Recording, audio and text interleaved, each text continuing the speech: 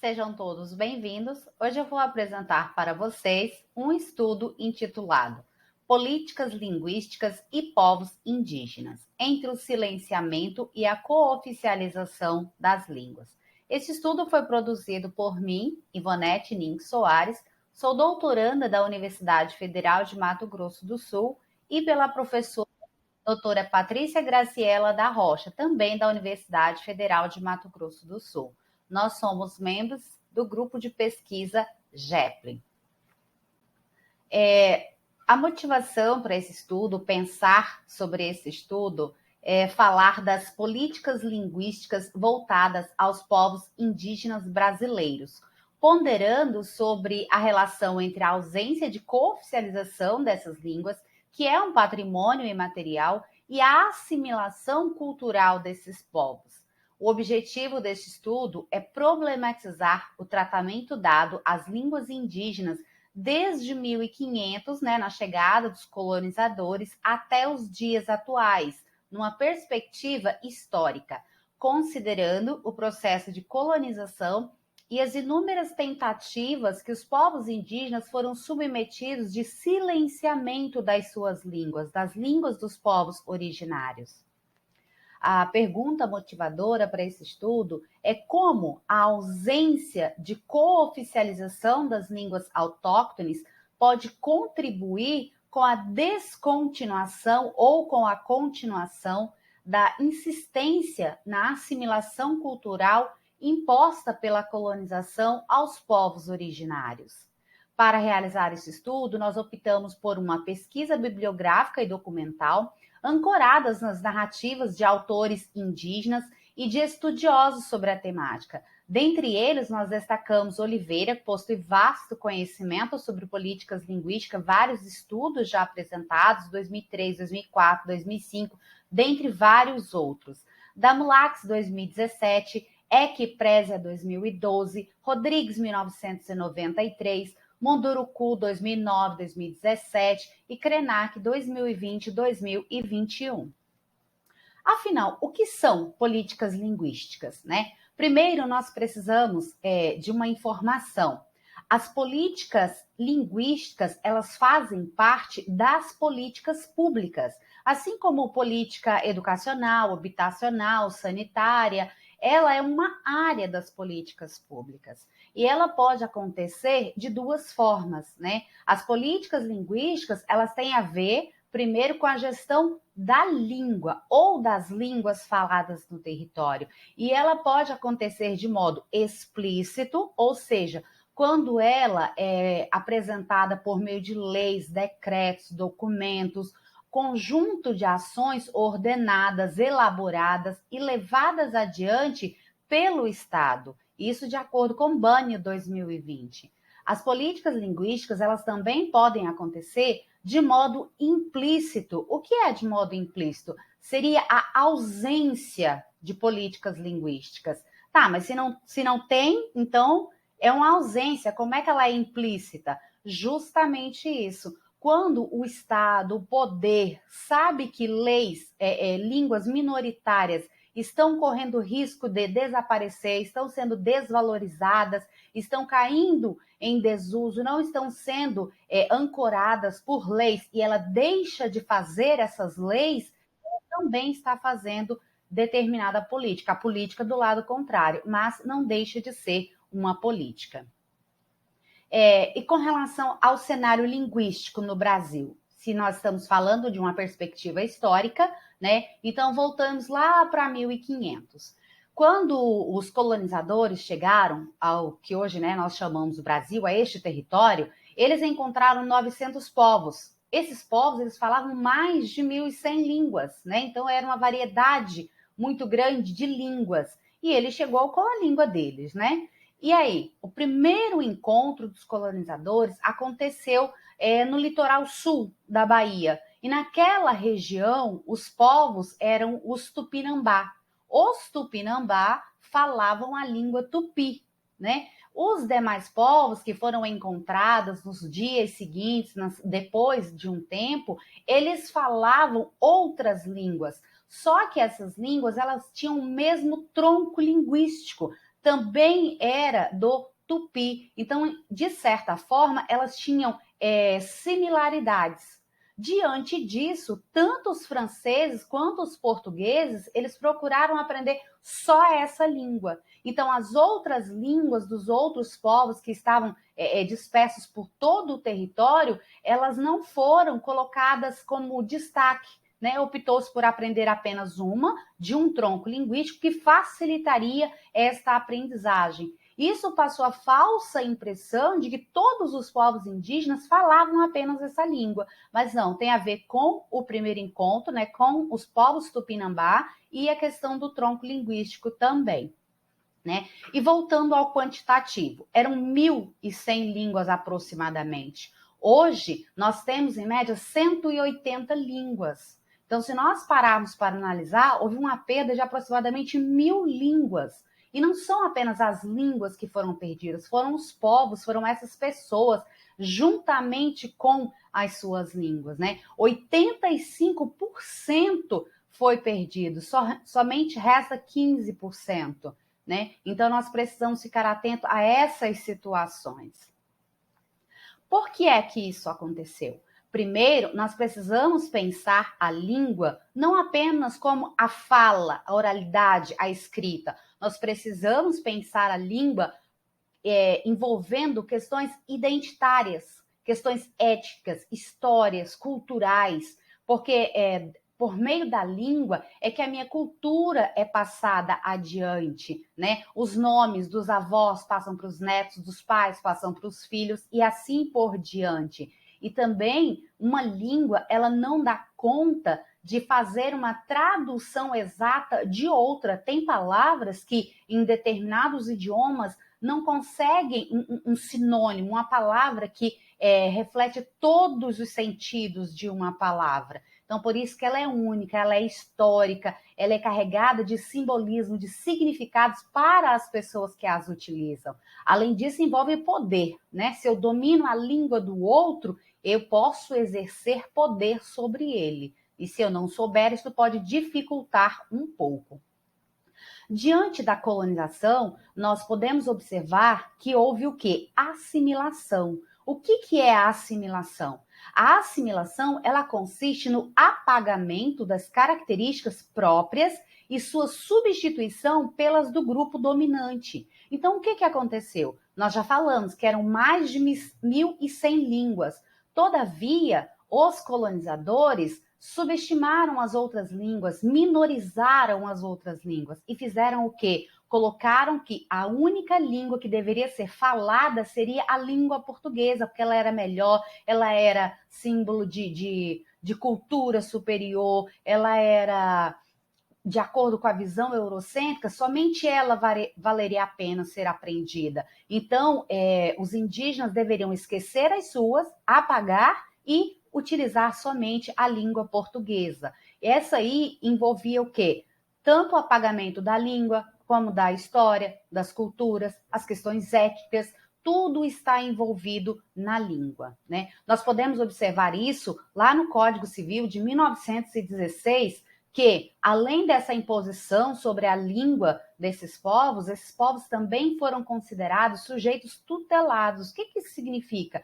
Significa que eles não tinham decisão, poder de decisão sobre as próprias vidas. Eles não podiam, para a lei, eles não sabiam discernir o que era certo, o que era errado, o que era bom, o que era ruim. Então, por isso que eles deviam ser tomados conta pelo Estado, pelo poder público, né? E essa questão da tutela, ela só seria deixada de lado caso essas pessoas, os povos indígenas, fossem se adaptando à civilização do país. Então, isso foi a assimilação. Então, ele é um tutelado, ele não tem o poder de decisão, ele não é capaz, né? Ele é incapaz. Se ele aprender a nossa cultura, se ele ficar civilizado, né, aos moldes do pensamento europeu, aí sim ele deixa de ser tutelado. Isso aconteceu inúmeras vezes e, infelizmente, ainda acontece em algumas situações.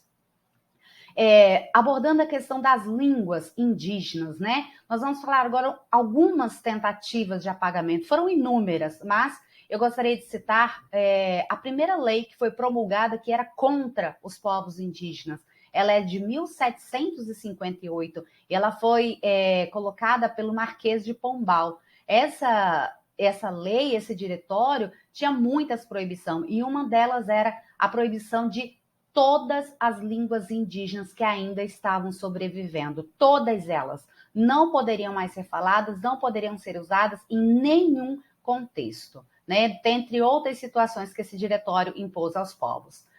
Ailton Krenak, que é um ativista indígena, ele nasceu em 1953 e ele fala do século XVIII até o final do século XX, né, de uma situação vivida pelos povos indígenas. Ele era dessa época, a época em que, por serem tutelados, à medida que os seus filhos nasciam, os indígenas não tinham direito de nomear esse filho. O que acontecia? Alguns funcionários da FUNAI, as pessoas do cartório, é que decidiam que nome colocar nessas crianças. Se a língua indígena, todas elas estavam proibidas, então o nome que seria colocado seria um nome brasileiro, né? Então hoje nós podemos encontrar alguns indígenas que se chamam Bartolomeu, Tiago, Demóstenes, que dentro das culturas indígenas não tem nenhum valor, não é significativo para eles. Então, isso aí já é uma tentativa de apagamento também, impor um nome que não significa nada para a cultura daqueles povos. Moura Tucano também fala que, em meados de 1963, quando ele tinha 11 anos, ele foi receber educação escolar, né? E ele foi fazer isso num internato salesiano. Nesse internato tinham muitos missionários, eles falavam inglês, francês, alemão, italiano, diversos idiomas. E os jovens indígenas que estavam ali falavam as suas línguas e, em comum, também falavam a língua tucano. Por ser da maioria, todos eles falavam a língua tucano entre eles. E os missionários, por não entender, por não compreender, proibiram. Simplesmente proibiu e falou: a partir de hoje está proibido, quem desobedecer vai ser punido. Vai ficar sem o intervalo, vai ficar sem jogar futebol, vai ficar sem a merenda. Então, por eles não entenderem, simplesmente proibia e quem descumprisse seria punido. Essas foram algumas das situações vividas por eles, né? E somente a partir da Constituição de 1988 é que os indígenas deixaram de ser, perante a lei, tutelados, né? Alcançaram a categoria de cidadãos plenos. E o que é que isso mudou, né? Mudou, principalmente com relação à língua, algumas situações. Nós sabemos que nós temos duas línguas oficiais no Brasil. A primeira é a língua portuguesa, a segunda é a língua brasileira de sinais e ao lado dessas, nós temos algumas línguas que são cooficializadas. O que significa isso? São línguas que elas não só coexistem com a língua oficial do país, mas também por uma demanda do município, de uma região, de determinado lugar, ela recebe o estatuto de língua oficial. Nós temos, no caso, são as línguas que são consideradas minoritárias, né? Se for línguas indígenas, elas são chamadas de línguas autóctones. Se for línguas de imigrantes, elas são chamadas de línguas alóctones, né? Então, elas podem acontecer também de serem cooficializadas. Quando isso acontece, é um grande ganho para essas populações, porque a partir dessa cooficialização significa que documentos oficiais também serão emitidos nessa língua. Isso é uma garantia de direito, né? O serviço público vai ser prestado também nessas línguas. A educação escolar vai contemplar os meios de comunicação, os sinais de trânsito, todas as placas da cidade, os outdoor, ela vai fazer parte, né? Ela precisa fazer parte de todos os contextos da sociedade, daquele espaço. É uma garantia e reconhecimento do direito à diferença, à diversidade, à pluralidade linguística. Como o nosso tema é fechado sobre as questões das línguas indígenas, eu gostaria de apresentar para vocês, né, quais foram as línguas que já foram cooficializadas. Primeiro, eu gostaria de falar que a primeira cooficialização, ela aconteceu no município de São Gabriel da Cachoeira, é um município do Amazonas, né? E esse município é considerado o município mais indígena do país, porque lá tem 28 povos dividindo o mesmo espaço, o mesmo município, trocando culturas, né? E em 2002, né, esse projeto de lei foi feito, um vereador levou e ela foi aprovada. E com a mesma lei, conseguiu-se a aprovação da língua tucano, da língua iengatu e também da língua baniwa. Então, desde 2002 que essa oficialização tornou-se, né, um ganho para os povos indígenas. Depois, a partir dessa uma que serviu de modelo, né, a pioneira, outros municípios, né, também por meio das demandas, construíram seus projetos de leis e conseguiram alguns, né? Tacuru, aliás, no Mato Grosso do Sul, em 2010, conseguiu cooficializar a língua guarani. A Uexerente, em Tocantins, foi cooficializada em 2012. As línguas Macuxi e Uapixana, elas foram cooficializadas em Bonfim e em Cantá, Roraima, no ano de 2014 e depois no ano de 2015. A língua terena, ela foi cooficializada em Miranda, Mato Grosso do Sul, em 2017. E São Gabriel da Cachoeira, também em 2017, novamente conseguiu a cooficialização de mais uma língua. Dessa vez foi a língua Yanomami, né? A língua Kayapó foi cooficializada em São Félix do Xingu, em 2019. A Teneterrara Guajajara, em Barra do Corda, no Maranhão, em 2020. Ticuna, em Santo Antônio do Içá, também em 2020. E a última a ser cooficializada foi o Tupi, em Engatu, e Monsenhor Tabosa, no Ceará. Isso aí aconteceu em 2021. Então, o que nós podemos observar a partir desse quadro? Que nós tivemos 13 línguas indígenas cooficializadas e em 10 municípios brasileiros. Se nós temos 180 línguas, isso representa pouquíssimo, né? Menos de 10% conseguiu esse feito, essa garantia, esse reconhecimento. Então, ainda tem muito a ser conquistado, muitos caminhos a serem percorridos para garantir que essas línguas persistam, que elas não sejam mais colocadas em desvantagem com relação a outras, principalmente, né, a eurocêntrica, que nós recebemos, a língua portuguesa. Ao concluir esse estudo, nós podemos observar que ser indígena no Brasil nunca foi fácil, né? As tentativas de apagamento, de assimilações culturais, elas foram intensas. Tudo isso está envolvido, vocês viram só um pouquinho dessas situações. E com relação à política linguística, a cooficialização dessas línguas que são minoritárias, né, são de grupos menores falantes, quando elas são efetivadas, colocadas nas práticas, elas oportunizam, ampliam a possibilidade de participação dos indígenas nas diversas esferas da sociedade. Né? Como eu mencionei, ela precisa, a partir da cooficialização, ser colocada, aplicada, praticada. Tem que estar nos meios de comunicação, em todos os setores da sociedade. Com isso, faz o quê? O processo de assimilação cultural, de certa forma, em certa medida, ele é descontinuado. Por quê? Não tem mais a obrigação, você precisa somente usar a língua portuguesa. Os indígenas, além de falar a sua língua materna nos seus lares, nos seus ambientes, nos seus lugares de moradia, também poderão utilizar dentro do contexto social, de modo geral, em todos os ambientes. Isso reduz a probabilidade de perda desse patrimônio material. As crianças vão estar na escola, vão estar aprendendo, né? Vão aprender essas línguas e possivelmente passar para os outros, para as próximas gerações. Isso colabora com a desconstrução da imagem dos indígenas como povo único, né? Então, nós podemos observar que são várias línguas, diversas línguas. Então, não é um povo único, não está atrelado ao passado, eles estão, nesse momento, lutando pelas cooficializações das suas línguas. As leis são atuais, eles estão no mesmo momento que o não indígena, com costumes diferentes, com culturas diferentes, com línguas diferentes. Espero que esse estudo tenha provocado alguma reflexão, né, em vocês. Agradeço pela atenção e coloco aqui para vocês o referencial teórico, né, as referências que ajudaram na construção desse estudo. Desde já agradeço, muito obrigada, até mais.